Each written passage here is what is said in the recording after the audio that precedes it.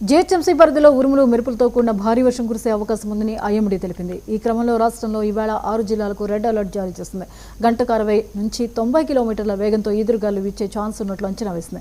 ముఖ్యంగా శేర్లింగంపల్లిలో అత్యధిక వర్షపాతం నమోదయ్యే అవకాశం ఉందని ప్రజలు అప్రమత్తంగా ఉండాలని హెచ్చరించింది. సూర్యాపేట, యాదాద్రి, రంగారెడ్డి, హైదరాబాద్, మేడ్చల్, సంగారెడ్డి జిల్లాలకు రెడ్ అలర్ట్ జారీ చేసింది. భారీ వర్ష సూచన నేపథ్యంలో ప్రజలు, అధికారులు అప్రమత్తంగా ఉండాలని కోరింది.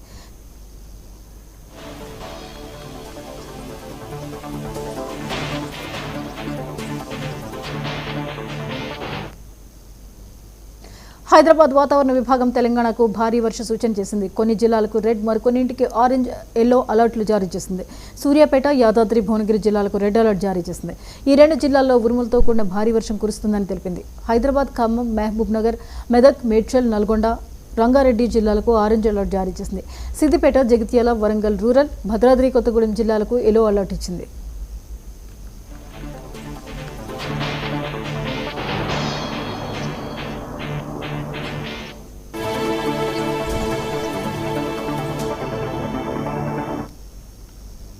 దక్షిణ తెలంగాణలో కొనసాగుతున్న ఉపరితల ఆవర్తనం కారణంగా ఆయా జిల్లాల్లో రేపు, ఎల్లుండి ఉరుములతో కూడిన మోస్తరు వర్షాలు కురుస్తాయని అంచనా వేసింది.